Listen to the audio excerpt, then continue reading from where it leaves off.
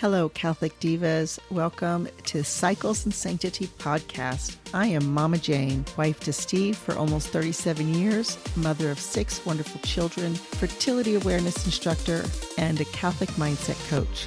Are you confused about your cycle? Do you want to learn how charting your cycles can give you insight, not only to your health, but your mental and emotional state as well?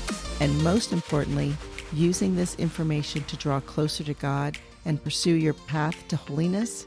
If you answered yes, then you are in the right place. Go grab your journal and your favorite pen and let's do this.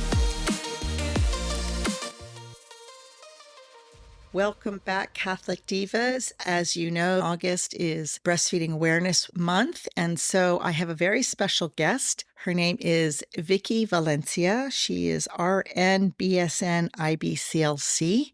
She is a labor and delivery nurse, a Leche League Leader, and a IBCLC. So, Vicki, welcome to Cycles and Sanctity. Thank you for having me. I'm super excited to be here.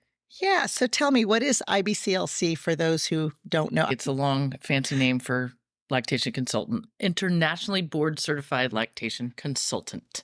Wow, that's awesome. La Leche League actually made them a thing because in the medical community, they like certifications, and La Leche League is a lay person's support group. And so they kind of developed the lactation consultant, but it's international. So mothers worldwide still get the support for breastfeeding.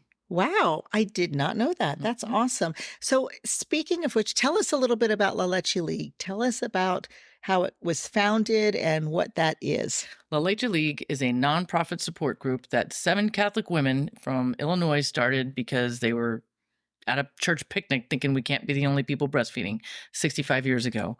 And these ladies worked together and they made a mom-to-mom support group for mothers breastfeeding, whether they want to breastfeed for 5 minutes or 5 years. So it is actually worldwide. So you could be traveling in Germany and find an English-speaking La Leche League. It's worldwide, and their one and only goal is to support breastfeeding mothers. Wow, that's fantastic. So you became a La Leche League leader in 98, is that correct? Yes, it's kind of a funny story. I found La Leche League when my first son was 3 months old, and I thought I was the only breastfeeding mother and stay-at-home mom in the world. I often have a selfish view of the world, but I found the Leche League on a flyer at WIC, and I was like, well, let's try it. And I was really nervous because who goes to breastfeeding support groups? But it was the best thing I ever did. And then I started my path to leadership when my third son was born in 1995, and it took me, La Leche League is very mother-led, and I finally completed it after my 4th son was born in 1998. And just out of curiosity, tell us how many children you have. I have 8 children, 5 boys, 3 girls, and they were all breastfed. For the shortest kid that breastfed was my second one because those 2 kiddos were only about 16 months apart, but everybody else nursed for at least 2 years to 2 to 4 years. Wow, that's fantastic. So just as a reminder, worldwide, the average weaning age is 4 years old. And one of the reasons why I wanted to talk about this is, first of all, because this is National Breastfeeding Month, but also how does it relate to Cycles and Sanctity? Well, breastfeeding is a form of natural family planning. I have mentioned to you before that I have many, many friends, and I myself breastfed and then ovulated and was able to get pregnant and just continued. So this is a very viable natural family planning or fertility awareness. But again, one of the things about fertility awareness is if you need to postpone that baby, it's very important to understand your cycle because remember, ovulation occurs before menstruation. So sometimes breastfeeding moms don't realize that they are already pregnant because they're expecting their period or their menstruation to happen, thinking that they don't have a cycle.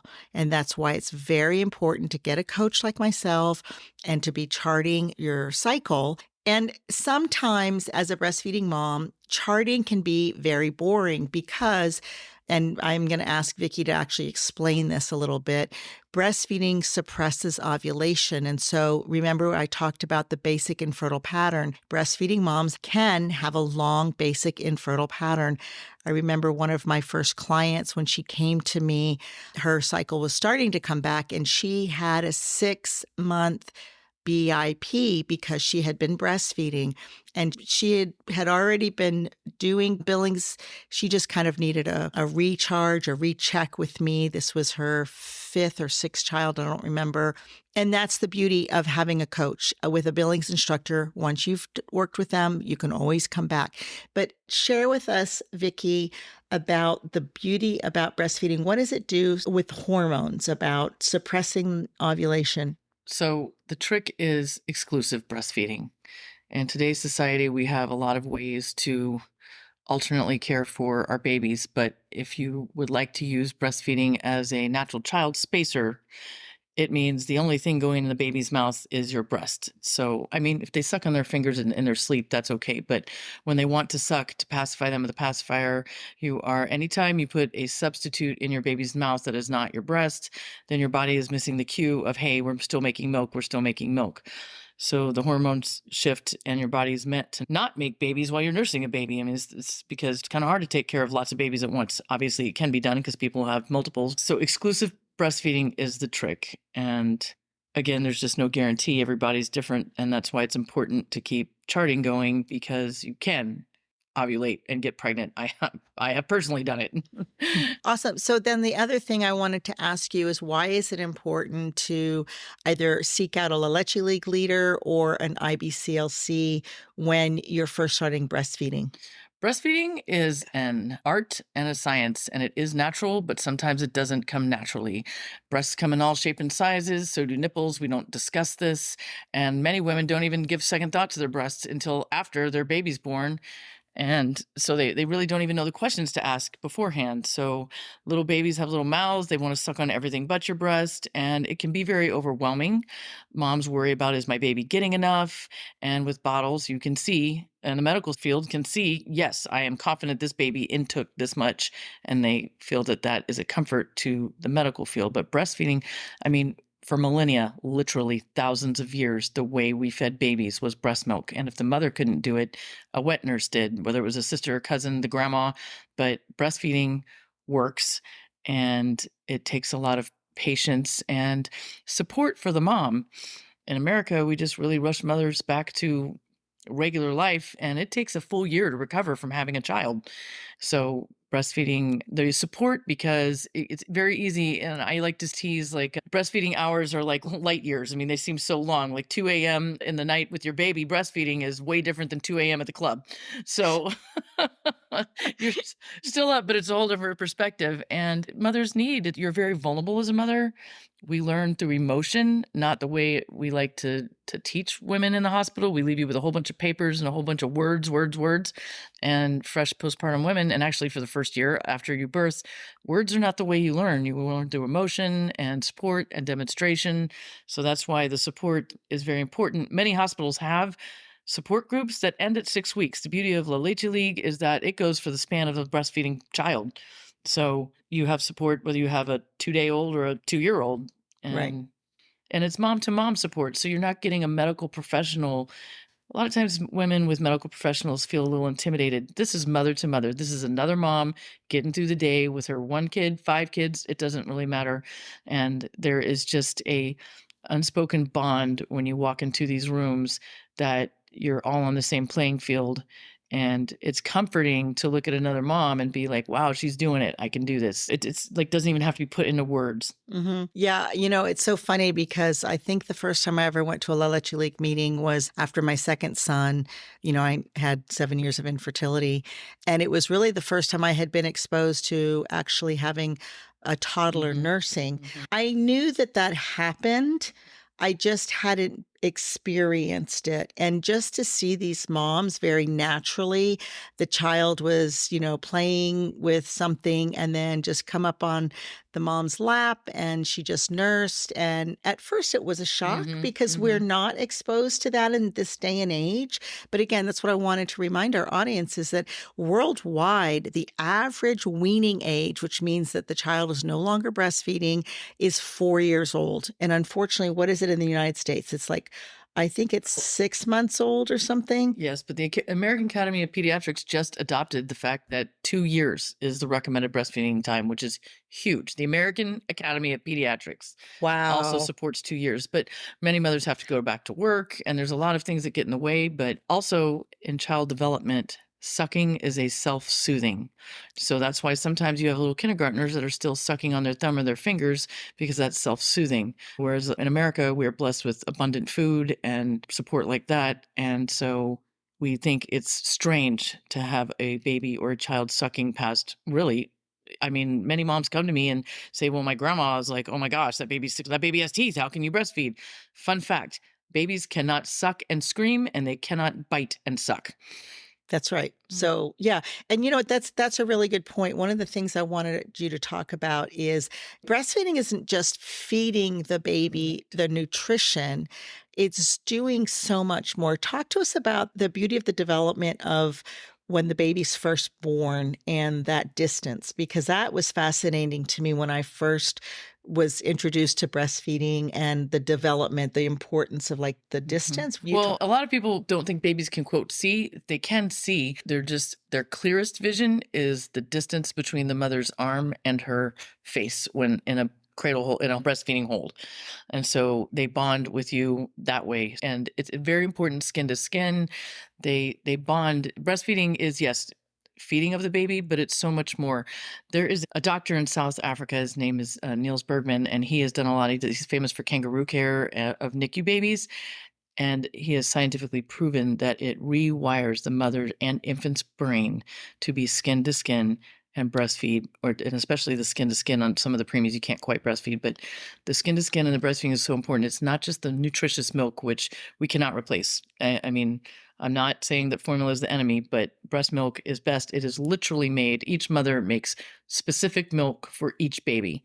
And Niels Bergman has found that your neurotransmitters are actually rewired so that when your baby cries, instead of the cortisol response of fight or flight, it is a nurturing response. Like the skin to skin bonding makes the mom go, oh, my baby's crying. I want to fix this, instead of, oh, goodness, my baby's crying, panic. Wow, and then also one of the other hormones that I've talked about as well is oxytocin, Absolutely. The and love hormone. will you share a little bit more about that? Because 'Cause I'm just always fascinated about just how beneficial it is for the mother's body. Absolutely. Breastfeeding is so important. One of the fun facts that stuck with me over the years, there was a study done, and for 1 year of breastfeeding, women have a 15% chance less of cardiovascular issues post menopausal. Wow, I mean, that's that's amazing. big. Yeah. However, back to the oxytocin. Oxytocin, when is released when your milk lets down. It's one of the hormones that helps allow the milk come to the baby, and it is a relaxing hormone. So I have a specific memory of, I think it was my fifth kid, and it was hectic, and the boys were running around, and I was, of course, on the phone. And this is back when you had a phone that was, I mean, I think it was probably cordless, but anyway, I was talking to a friend, and all of a sudden she was like, "Are you breastfeeding?" And I was like, "Weird, why?" Because we didn't have FaceTime back then. And I was like, "Yes, why?" She's like, "You could just hear the change in your whole demeanor because the milk, the oxytocin makes you relax." So a lot of times I used to tease, I'm going to go lay the baby down and I'll be back out. There was no coming back out. I would go to sleep with the baby all relaxed and warm and cuddly. So oxytocin helps you calm and focus where the focus is. Actually, Mama Jane here, I remember one of my children, and we were talking about postpartum, and I was probably trying to be type A and run around and do crazy things. And she was like, "Your only job is to feed this baby. You are it. You're the one that's your breast milk is keeping this baby alive. That's your job. Nothing else gets done. Nothing else gets done."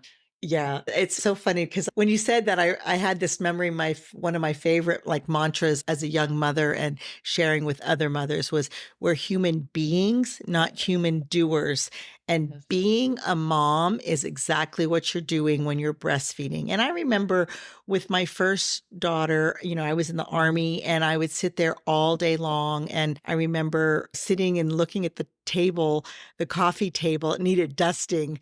And I forgot, like, every time I sat and of course, I was breastfeeding, like, every 2 hours, and then I would get up and change her diaper, and then I would forget to go Mhm. dust it, and then I would sit down again, and I would look at it, and I'm like, "Ah," and I would get frustrated Mhm. because I couldn't Do do mm. things, And now I have discovered that being the mom, breastfeeding the baby is the best thing to do, not just for that baby, but also for yourself Absolutely. and for the rest of your family as well.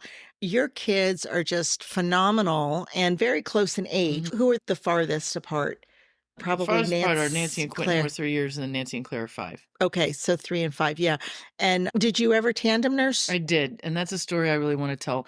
Here's the other thing, I feel I have a special niche because when it comes to breastfeeding, you hear, "Oh, it's so wonderful, it's so great," and it is. It is absolutely the best thing you do for your mom and baby, but there are moments of frustration and overwhelming, and those feelings of, like, overwhelmingness are normal, but you need that reassurance that it's normal.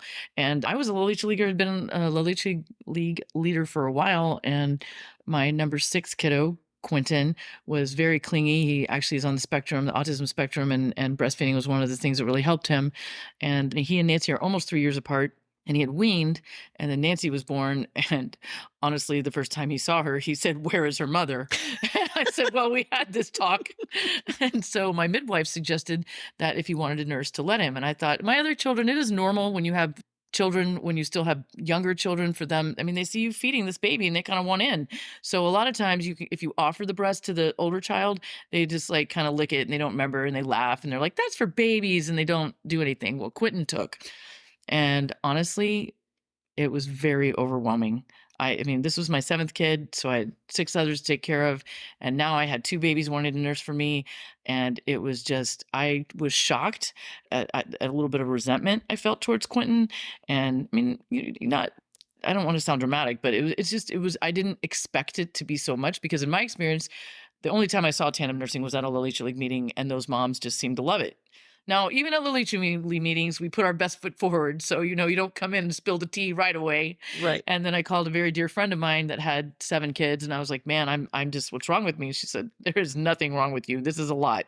But I am very grateful that I did it, and I feel that it helped Quentin heal and help him bond with me and his sister, and I would never change it. But it's not always easy, as motherhood is not an Right. easy vocation. Absolutely, and that's one of those things that I wanna remind every woman is that, motherhood is a calling, and, we have so many women. We had Emily Adams here talking about infant loss, and that's a whole 'nother issue, and we had talked about that, and having multiple children. Vicki is a mother of 8, and what I wanna do, though, is I wanna transition because you and I've known each other for a long time. So, little caveat, Vicky is my niece, and so we are only 8 years apart. We're very close. We're more like Mhm. sisters because her mom is 15 years older than I am. So, we have a lot of motherhood stories together. I do. And so you had wanted to be a nurse and you got pregnant in college. You guys had the baby, you guys got married, and you put that dream on hold. And when did you become a nurse? Share with us that story because I think for me, what I have seen in you as becoming a nurse and hearing the stories, because now you're a labor and delivery Mhm. nurse, and you also are a Leche League Leader, IBCLC, so you come with a lot of tools Mhm. into the Mhm. hospital, Mhm. onto the floor. But because, more importantly, you have already birthed 8 children, you have this knowingness. Yes, you have the science of the nursing degree, you have a BS and RN, but the knowingness of actually birthing, I think that gives you that clout. Talk to us a little bit about the advantage of having birthed, helping another woman in a hospital setting as a nurse. Yes, I think you can be a great labor and delivery nurse and not necessarily have had your own children. But if you have had your own children, you truly do know. And labor is exactly that, labor. It is hard work. When any of us do any kind of hard work, you need the support. So, I mean, I feel very lucky that I did not choose to get any pain medications with my children. And so, if I have moms that are trying to go natural, a lot of times I feel like the tool I have is that I have been there and done that. So I do know, and I kind of I can, like your innuendos of reading when a mom needs a repositioning or when she needs a boost or when she needs a drink of water. It just kind of comes intuitively. And I do want to add here, I was blessed to walk straight into labor and delivery, which is why I became a nurse. That's the kind of nurse I always wanted to be. I have had amazing mentors, but at the end of the day, every day, I get the joy of It's okay. seeing women become mothers, and every day it is through the grace of God. Yeah, absolutely. So just a little caveat, I am visiting Vicki that when we're doing this interview, and she had a beautiful traumatic, potentially traumatic episode with a mother that because of her experience, she shared with us that it could have gone terribly wrong, and yet it went terribly right, and God was there in the room. And I've been blessed to vicariously live through that, watch her come home and share the story. And so it is, birthing is very important, very, it's laborious. That's why we call it labor. That's exactly right. But it's also our superpower. And that's one of the things I want to remind you is that remember ovulation, menstruation, gestation, and birthing are all superpowers. The reason why we have breasts is to feed our children. This is a great gift. And actually, going back to tandem nursing, I want to share something. So, in case you have never heard of that term or you've never seen someone, tandem nursing, literally tandem means two. So, you're nursing two children. And for me, I remember I had never considered it. My son was a little over 2 when I got pregnant with my third. My husband was in Korea, and I was seeing my OBGYN, who was also our pediatrician, and I just kind of asked him, like, "I don't even know how to wean. I don't know how to do this with him because I don't have the support." What I had learned from the Leche League was really having dad help kind of wean and take him and things. And this doctor was so gracious, Dr. Jonas. He just looked at me and said, "Well, that's why you have 2 breasts. You could nurse 2 babies." And I remember feeling so calm after that because my husband was scheduled to come home before baby number 3 was born, but I just didn't know. And then I tandem nursed for a few months. He turned 3. My husband felt like he needed to wean and he also needed a potty train, and we were doing it all at once. And I realized, like, he's not ready. We're going to wait. And we just waited a month for him to potty train poo. And sorry, guys, we're getting into the nitty gritty of motherhood here. And we just that 1 month and he was ready. And then I think he finally weaned about, I think my third was about 4 months or 5 months. And he just naturally, by that time, he had only nursed really to go to sleep. So for nap and for bedtime is when he really only needed to nurse. But it is a great blessing. And so I want us to remember that breastfeeding is a gift, but breastfeeding is also a superpower. And so is birthing. Yeah. That's kind of where I know now I have 1,000 thoughts going on. But number one, I do know that God is present at every delivery. Every single delivery is a miracle, however the birth occurs. And the other thing is very important. My passion with women, whether they have medication in their birth, whether they have an operative birth, however the baby gets here, they need to feel empowered and strong and that they absolutely did the best they could. And because if you have a positive birth experience, you need that high to come home and think, my body just did this. I just brought a human into this world. Of course I can feed this baby. Of course my body can do it. My body had this baby. And that does even apply to moms that end up having a C-section. A lot of times there's some grief in that. And we don't do a very good job of acknowledging the fact that there is a loss in not having a vaginal birth. It's not a good or bad thing. We're not talking good or bad. It's just every mother needs to feel their body did the best it could do. And we're lucky that we live in America and we have surgeons that can save situations that might not otherwise be able to be saved. The important part is for every mother to feel empowered. Laborers work. They were able to accomplish this work. Therefore, they can accomplish breastfeeding because your body can do it. Wow, that's amazing. Thank you so much. Yeah, exactly. And that's really what this podcast is really all about, is to support women in all journeys of their life. Because again, we've talked about this, the whole reproductive system is to reproduce. And this is really one of those aspects that I just want to remind everyone about. Children are gifts. We've talked about that, no matter how they were conceived. And just like you said, every birth is a gift from God, and every woman is powerful no matter how that birth ended. But have you had any experience as far as, like, one of the things that I have heard that has helped heal sometimes, because we do have this Disney picture of, how our birth is going to happen, and then it doesn't happen that way at all, of how to heal if that is a disconnect of like you had emergency C-section or the baby almost died or whatever the trauma is, how do we heal from that as a woman so that then we can become the best version of ourselves for that child? I've heard journaling, but what other things that you've heard or have actually encouraged women? Definitely follow up. We're very big now in postpartum depression screening because that's a very real thing. And we also educate the partners because a lot of times when you're in the forest, you can't see the trees.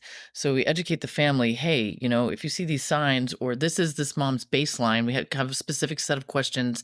And if they seem to be deviating from their baseline, it is important to get help. It is not weak. It is not shameful. It is encouraged therapy, some mom to mom support groups. There is a hotline if it's a crisis moment. And of course, if it's a crisis moment, 911. But especially early postpartum, if you end up going to the hospital for any reason, absolutely the first 6 weeks up to really 3 months, you need to say, I just had a baby. They need to know you just had a baby. And so that's very, and that's what I encourage. I mean, breastfeeding also does help heal traumatic births. It does mean you kind of have to have a positive breastfeeding experience. So that's why I encourage getting, La Leche League, it's wonderful if you can go to a meeting before you have your baby. Even if you might not get it, if it's your first baby and you're at a Leche League meeting and you're thinking, man, I just got to have this kid. I don't even know about all this other stuff running around. Even if you're just exposed to it and you're not even sure if it's right for you, you've at least seen it. There's so much of birth and breastfeeding we don't see. Another thing I was going to say, Mama Jane asked me like what were my devotions, and I have to say I was like, wow, what are my devotions besides desperation some days? There is a mother's manual that the original one was by Frances Coomes, and I've only been able to find a newer edition, but it's still lovely. And honestly, it has everything in this book that all the feelings, the positive feelings, the negative feelings, and you can have a moment. You know how sometimes you think a book's not going to have it, and you're like, wow, I'm feeling this overwhelming feeling, and you open it up and it's prayer for healing. That could be whatever that is. It could be birth trauma. It could be, the episiotomy you didn't expect, the C-section incision you didn't expect, the nibbles that you didn't expect to get so sore. I mean, so Mhm. it just is a very easy go-to. It is a mother's manual because the prayers are short, quick, and encouraging. Yeah, I'm so glad that you mentioned that, and we'll put that in the show notes. The original is by Father A. Francis Coomes S.J., and I'm trying to think, is the second one still that? Oh, it's been Hmm. edited. It's by Aquinas Press. But I used to give this to Hmm. all of my friends whenever I went to a baptism or as a gift, a baby shower gift or Hmm. something like that, because this was my saving grace, this Hmm. this prayer book. And I prayed it for so many years. I I know. think I may even still have mine in my nightstand Well, I was somewhere. telling you, I have my original one. I have the front page that has fallen out. That it's like threadbare, war torn, and And I then it's put been it. prayed for, That's right? right. That's right. And I know I still have the original book, but I Yeah. think I put it in like the special things I don't want to further deteriorate, and that's Right. why I have this Right. newer version. Yes, absolutely. That's awesome. Well, do you have anything else to share with our audience about breastfeeding in general, or how would someone get in touch with you? Do you do any online counseling or I don't do a lot of online counseling yet. I give my phone number out freely. I mean, if anybody has any breastfeeding questions, they want encouragement, I'm a night nurse. You can text me day or night. If I don't get immediately back to you, I will get back to you or text me again. You can't text me too much. I'm not bothered that way. And nobody has to worry about the time because if I'm sleeping, I turn my phone off. So, yeah, so text is honestly the best way to reach me because then I can get back to you in just a little blurb. And then wherever someone is, there is a La Leche League. And online now, La Leche League Online has a big support group, and your local health department, your WIC department, if you qualify for that, they have a lot of breastfeeding support. And it's just something that's, if you're pregnant, if you know somebody that's pregnant, it's really encouraging just to say, hey, have you thought about breastfeeding? And when they say, yeah, I'm going to try it, that's when you direct them to get some kind of support or class before it really goes down. Because again, like labor, it's very important to get a class, read a book, not TikTok. That's not totally the way to go because you need to know. And even if it doesn't totally register, like the first time you learn a skill, you might not totally get it. But then when it starts happening, you're like, oh, I remember that. I heard that in class, or this is normal. And part of successful breastfeeding is being over the fear, and knowledge is power. Yeah, you know what? I just remembered, as a matter of fact, one of the things when I first started breastfeeding my second child, my first one, I didn't have the Leche League and I Right. didn't have the support. I was in the In army Germany. and it was kind of crazy. But by the second time with my son, I had a great support team, La Leche League, and a lot of Catholic moms. But one of the Catholic moms taught me because one of the fears that I had was breastfeeding in public. Mhm. And many times we have that now. Nowadays, you have like these little blanket things that you can put over the baby's head or whatever, but we didn't have it. And one of my friends, Diane Spinelli, taught me, she said, sit in front of the mirror Mhm. and practice breastfeeding. And I would do that. And it was so funny because I actually had a time where there was this instance I was breastfeeding in public, but when I was in went to Korea to visit my husband, and whenever we were on the bus, we were in a bus filled with soldiers, so I was very conscious. I would always think about which side I needed to nurse on, because at this time Johnny was just needing to nurse to nap, and we would time it to get on the bus right before his nap time, and I would sit next to the window Mhm. of the side that I was gonna breastfeed him so that nobody could see. But it was just interesting when I shared with my husband all of the thought process of all the tactics and the techniques that I'm thinking. I'm looking in this room and I'm situating and figuring out who might be offended of me breastfeeding, or where do I need to be a little bit more modest, or where do I need to lean. He was kind of amazed of like, "Wait, you think of all those things?" And I'm like, "Yeah, I'm trying to be modest, but I have to feed my baby." And that's the thing about breastfeeding, is that we're not exposing our bodies for pleasure for other people. We're doing something that is nutritious and it's holy, and Our Lady actually breastfed Jesus, and there's actually a shrine, which Mhm. I think that's how La Leche League got its name. But there's a shrine in St. Augustine, Florida. It's Mhm. La Leche League Shrine, and it's actually in Espanol, it's La Señora de la Leche y Buen Parto, the Our Lady of Good Milk and Good Birth. And it's a beautiful shrine if you can get there. I have a statue from that shrine, and I used to pass that to different moms that were pregnant so that they could take her to, and I used to take that little statue to the different hospitals after I got it with the different births. And anytime I hear of a mom who has a I've had a couple of friends in the past years that were really not sure, the situation was very dire at their pregnancies, and I just pulled out that statue and just would pray to Our Lady. So anyway, remember, Our Lady breastfed Jesus, which is really, really important. So Two other things. La Leche League is definitely a group of take what you like and leave the rest. So sometimes people, you'll go to a group and you'll look for support and somebody will say something that doesn't strike you right. Please try not to take that personally. I mean, we all approach breastfeeding in a different way. And that reminded me when you brought up the modesty. Some women are more modest than others. So if you don't have to have a cover up to breastfeed. Honestly, when you're breastfeeding in public, you really more see the tummy that's left over from your baby rather than the breast because the baby is on the nipple if he or she is latched properly. So sometimes getting into that position, it is nice to be conscious of like what you're wearing. I remember one time one of my babies was 2 weeks old and I went out to like this, street festival and I had a jumper on. Like what that's a postpartum brain right there. I'll wear this cute jumper. Terrible plan with a breastfeeding baby. Fortunately, in the beauty of motherhood, another mom that I did not know saw my struggle as my little boys are running amok and this baby girl is screaming her head off wanting to nurse and I'm in this awkward position and she was like, "Honey, come with me. My van's right over here. Let's gather up your boys." And so her boys and my boys played outside the car because we kind of parked in a field and she let me breastfeed, get naked practically and breastfeed in her van. And she was like, "You probably should retire this until she's a little older." But what a gift that a mother I didn't know. I mean, and that's the beauty of motherhood. And if you ever see another mom that looks like she's struggling, another word I had, my number 6, like I said, he was a challenging guy. He was very, very colicky, and I was in the store, and he was screaming, screaming, screaming, and a grandma came up behind me and put her hand on my shoulder and said, "You'll get through this."